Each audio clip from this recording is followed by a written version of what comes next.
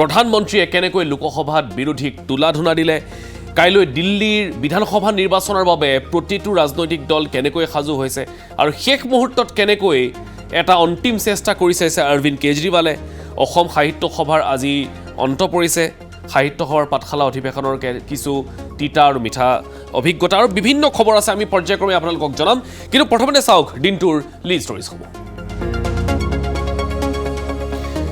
লোকসভাত বিৰোধীক তুলাধুনা প্ৰধানমন্ত্ৰী নৰেন্দ্ৰ মোদীৰ। সংসদত দৰিদ্ৰৰ কথা শুনাটো একাংশৰ বাবে বিৰক্তিকৰ বুলি কটাক্ষ কংগ্ৰেছক। ৰাষ্ট্ৰপতিৰ ভাষণৰ ধন্যবাদসূচক প্ৰস্তাৱত অংশ লৈ প্ৰধানমন্ত্ৰীয়ে দিলে বিকাশৰ তথ্য। কাইলৈ দিল্লী বিধানসভা নিৰ্বাচনৰ ভোটগ্ৰহণ। ৭০ সমষ্টিত নিৰ্ণয় হ'ব ৬৯৯ গৰাকী প্ৰাৰ্থীৰ ভাগ্য। ১.৫ কোটিৰো অধিক ভোটাৰে ১৩,৭৬৬টা ভোট কেন্দ্ৰত সাব্যস্ত কৰিব গণতান্ত্ৰিক অধিকাৰ। ৮ ফেব্ৰুৱাৰীত হ'ব ভোট গণনা। অগণন সাহিত্যানুৰাগীৰ সমাৱেশৰ মাজেৰে অন্ত পৰিল সাহিত্য সভাৰ পাঠশালা অধিৱেশন। অন্তিম দিনাও লোকে লোকাৰণ্য ভট্টদেৱ ক্ষেত্ৰ গ্ৰন্থ বিক্ৰীয়েও সৃষ্টি কৰিলে অভিলেখ। সাহিত্য সভাৰ বঁটা প্ৰদানক লৈ বিতৰ্কৰ সৃষ্টি। দিছপুৰ ঘেৰাও কাৰ্যসূচীক লৈ গুৱাহাটীত উত্তাল পৰিৱেশ। ৰাজপথত AUDFৰ নেতা কৰ্মী আৰু আৰক্ষীৰ মাজত হতাহতি। দুগৰাকী বিধায়কসহ বহু সংখ্যক AUDFৰ প্ৰতিবাদকাৰীক আটক। চৰাঞ্চলৰ সংখ্যালঘুক মাটিৰ পট্টা প্ৰদানৰ দাবী AUDFৰ। পুনৰ অসম আৰক্ষীৰ জালত জেহাদী। কোকৰাঝাৰৰ পৰা STFে গ্ৰেপ্তাৰ কৰিলে নাছিমুদ্দিন SK নামৰ এটা জেহাদী। আনচাৰুল্লাহ বাংলা টীমৰ সদস্যটোক গ্ৰেপ্তাৰ কৰি মাৰাথান জেৰা অব্যাহত। আৰু BTCৰ পৰিষদীয় নিৰ্বাচনৰ বাবে ব্যতিক্ৰমী ৰণনীতি সাজু কৰিছে হাগ্ৰামা মহিলাৰীয়ে। 8ৰ পৰা 10জন প্ৰাক্তন আৰু বৰ্তমানৰ বিধায়কে অৱতীৰ্ণ হ'ব নিৰ্বাচনত। প্ৰমোদ বড়োক গাদীচ্যুত কৰি BTC দখলৰ চেষ্টা BPFৰ। সকলোবোৰ সামৰি নিউজ কাষ্ট এট 9।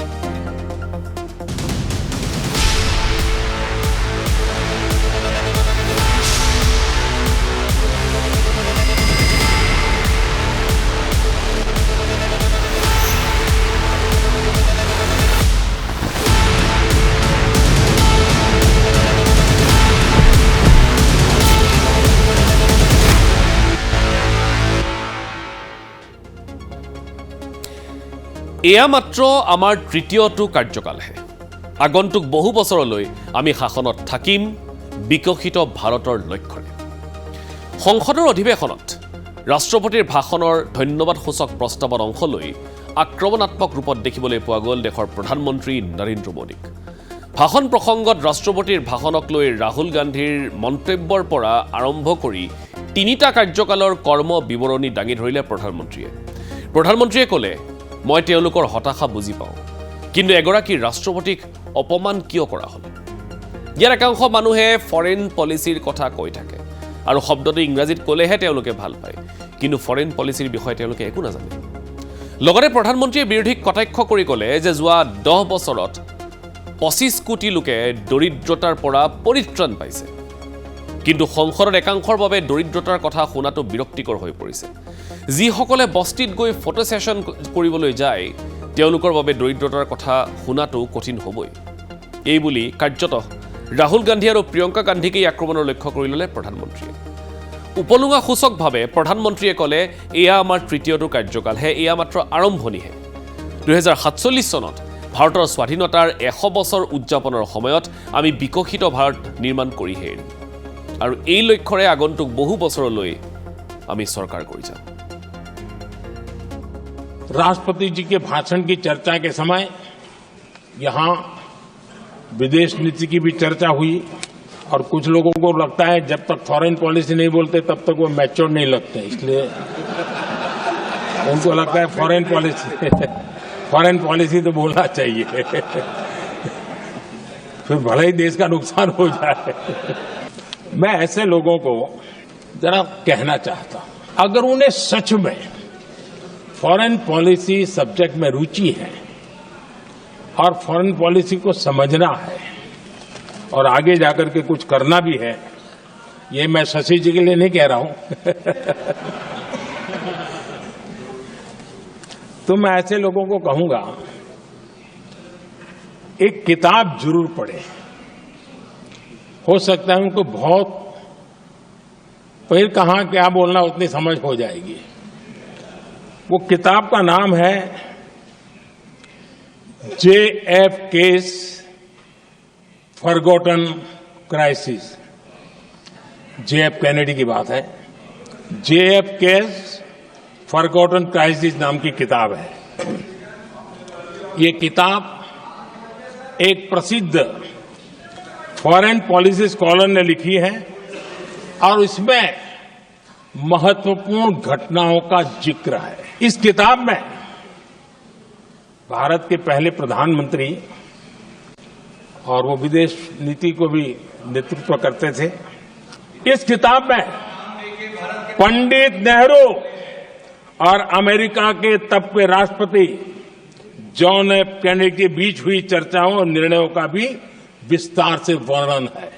जब देश ढेर सारी चुनौतियों का सामना कर रहा था, तब विदेश नीति के नाम पर क्या खेल हो रहा था,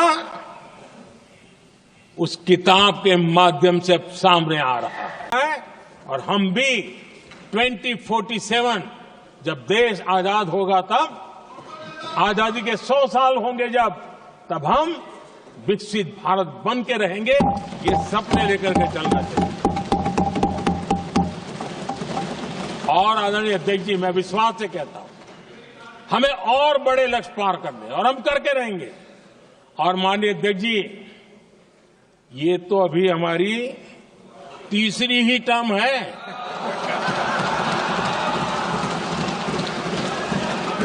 हम देश की आवश्यकता के अनुसार आधुनिक भारत बनाने के लिए, सक्षम भारत बनाने के लिए और विकसित भारत का संकल्प साकार करने के लिए हम आने वाले अनेक वर्षों तक जुटे रहने वाले हैं।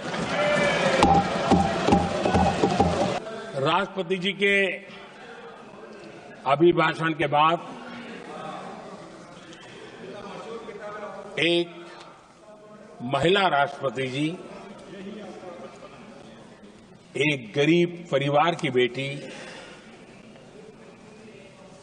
उनका सम्मान न कर सके, आपकी मर्जी, लेकिन क्या क्या कहकर उनको अपमानित किया जा रहा है।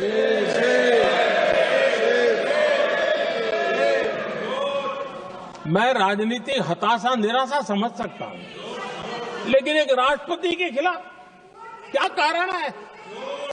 क्या कारण है?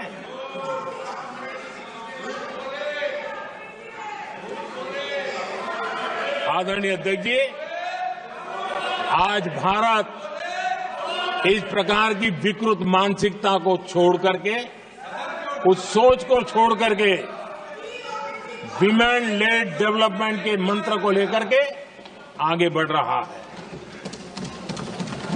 अगर आधी आबादी उसको अगर पूरा अवसर मिले तो भारत 2 गुनी रफ्तार से आगे बढ़ सकता है। और ये मेरा विश्वास है। 25 साल से इस क्षेत्र में काम करने के बाद मेरा विश्वास और दृढ़ हुआ है। आदरणीय अध्यक्ष जी, पिछले 10 साल में सेल्फ हेल्प ग्रुप्स अब तक 10 करोड़ नई महिलाएं एसएचजी में जुड़ी है।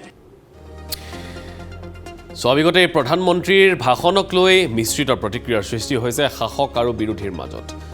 শাসক পক্ষৰ সাংসদসকলৰ মতে প্ৰধানমন্ত্ৰীৰ ভাষণ আছিল ঐতিহাসিক। তেওঁৰ ভাষণত বিকশিত ভাৰতৰ এখন মেপ দেখিবলৈ পোৱা গ'ল। প্ৰধানমন্ত্ৰীয়ে এই ভাষণৰ জৰিয়তে এক বাৰ্তা দিবলৈ বিচাৰিছে। তেওঁ দেশৰ প্ৰকৃত ছবিখন সন্মুখলৈ আনিছে। একাংশই গৰীবী হটাওৰ কেৱল শ্লোগান দিয়ে, কিন্তু দৰিদ্ৰতা নিৰ্মূলকৰণৰ কাম একমাত্ৰ বিজেপি চৰকাৰেহে কৰিছে। ইয়াৰ সম্পূৰ্ণ বিপৰীত স্থিতিত স্বাভাৱিকতে কংগ্ৰেছ সাংসদসকলৰ মতে ৰাহুল গান্ধীয়ে ভৱিষ্যতৰ কথা কয়, কিন্তু মোদীয়ে অতীতৰ কথাই ক'লে। তেওঁ ৰাহুল গান্ধীৰ কোনো প্ৰশ্নৰেই উত্তৰ দিব নোৱাৰিলে। অখিলেশ যাদৱে উত্থাপন কৰা কোনো বিষয়ৰ কাষেই নাচাপিল মোদী। তেওঁ কেৱল ৰাষ্ট্ৰপতিৰ ভাষণৰ প্ৰত্যুত্তৰ দিবলৈহে যেন আজি থিয় হ'ল। अरे झूठ बोल रहे हैं। आज के ज़माने में एक बात बताएं, ये बच्चों जैसी बातें करते हैं। आज के ज़माने में कोई लाशें छुपा सकता है? कैसी बात करते हैं? डिजिटल हर आदमी के हाथ में एक मोबाइल है। ऐसे ये तो बहुत ही मैच्योर बातें कर रहे हैं लोग। महाकुंभ, हाँ सीधे बताइए, महाकुंभ दर्द दे रहा है। महाकुंभ की वो भीड़, सनातनी भीड़ सबको पीड़ा दे रही है, विपक्षियों को। सीधा वो बोलिए ना कि हिंदू विरोधी बातें आपको करनी है, महाकुंभ को आपको फ्लॉप बताना है। ये सारी चीज़ उनको पीड़ा कि 27 का चुनाव, मिल्कीपुर तो हार ही गए, 27 का चुनाव भी वो हार रहे हैं। तो ये सारी बातें को मालूम है कि हमारी राजनीति में इसमें क्या लेना देना है, और कोई परिवारवाद, कोई ऐसे विषय पे बार बार बोल चुके हैं आप राष्ट्रपति के अभिभाषण के बारे में बोलिए, और जिसके जो क्रिटिसिज्म, जो आरोप सारे विपक्ष के लोग बोले हैं, उसके जवाब दे दीजिएगा। प्रधानमंत्री तो इस तरह भाषण देने जानते हैं, लेकिन कोई भी जो असली जो क्रिटिसिज्म थे हमारे तरफ से, इनका कोई जवाब नहीं मिला।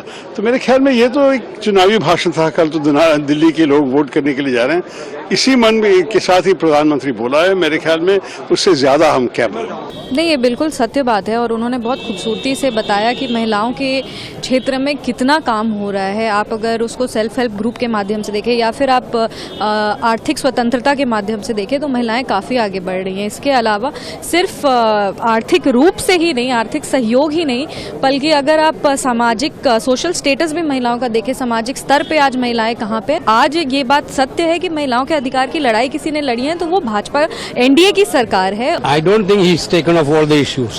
He didn't answer a single question raised by Rahul Gandhi or any other opposition leader. Today Akhilesh also spoke very well.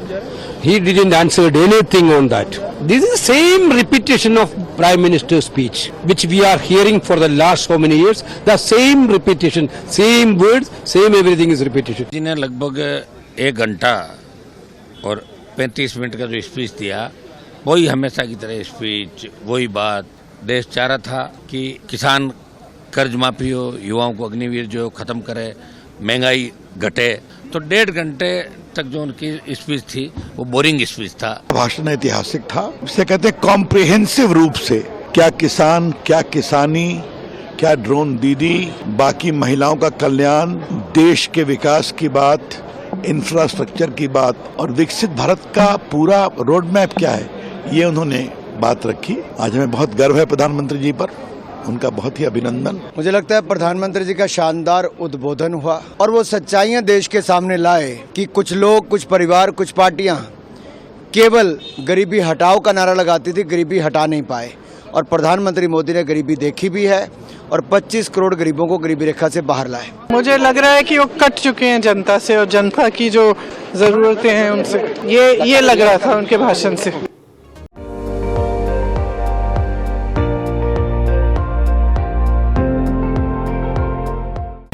আপুনি চাই আছে ND24, সৰ্বশ্ৰেষ্ঠ নহয়, সৰ্বোত্তমৰ দৌৰত।